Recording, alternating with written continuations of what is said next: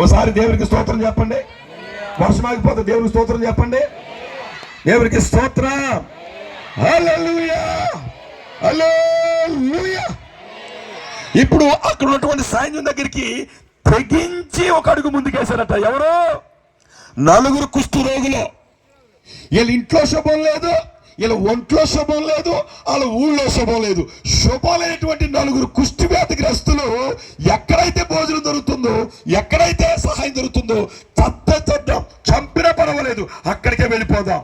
ఇప్పుడు నేను అన్నాను కదా, వర్షం వచ్చినా ఇక్కడే ఉంటాను, వర్షం అయిపోయినా ఇక్కడే ఉంటాను, ఈ వాక్యం చెప్పే వెళ్తాను అని నేను ఎలాగైతే తెగించి ఇక్కడ నిలబడ్డానో, మీరు ఎలాగైతే ఇక్కడ కూర్చున్నారో అట్లాగనే అక్కడ ఏం జరిగిందంటే ఆ 4 కుష్టి వ్యాధిగ్రస్తులు రై చచ్చిపోతే వాళ్ళ చేతులు చచ్చిపోదాం, ఎందుకంటే వాళ్ళ దగ్గర భోజనం ఉంది, అక్కడ చక్కగా వెండి బంగారం అన్నీ ఉన్నాయి, లేదా వాళ్ళ కనికరించి కదా భోజనం పెడతారా, తిని బతుకుదాం అనుకుని తెగించి ముందుకు వచ్చారట. దేవుని స్తోత్రం చెప్పండి.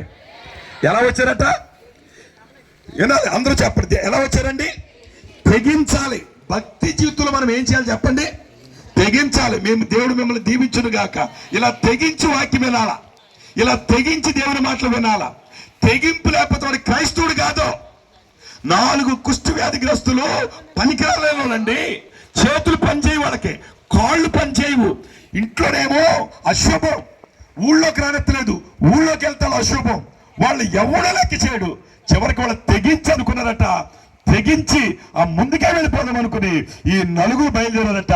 ఈ 4 వెళుతుంటుంటేనటండి దేవుడు వాళ్ళు నడుస్తున్నటువంటి నడకనే రథాల్లాగా మార్చేసాడట. చప్పలు కొడుతూ దేవుడు నామమున స్తుతిద్దామా? గట్టిగా దేవునికి స్తోత్రం కలుగును గాక. వాళ్ళు నడుస్తూ వెళుతుంటుంటే మీకు ఇలాగా చప్పలు కొడుతుంటుంటే ఎలాగని పడుతుందో తెలుసా?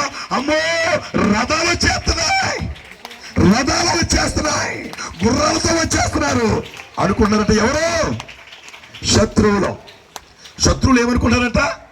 అమ్మో, ఇశ్రాయేల్ రాజు యెహోరాము అనేవాడు మొత్తం మీద ఎక్కడో సైన్యం తీసుకుని మళ్ళా చంపడానికి రథాలతో గుర్రాలతో వచ్చేస్తున్నట్టున్నాడు, కాబట్టి ఇక్కడ ఉన్నామంటే ఇక మన ప్రాణం కూడా ఉండదు అని భయం కలిగిపోయిందంటే ఎవరికి? శత్రువులకి.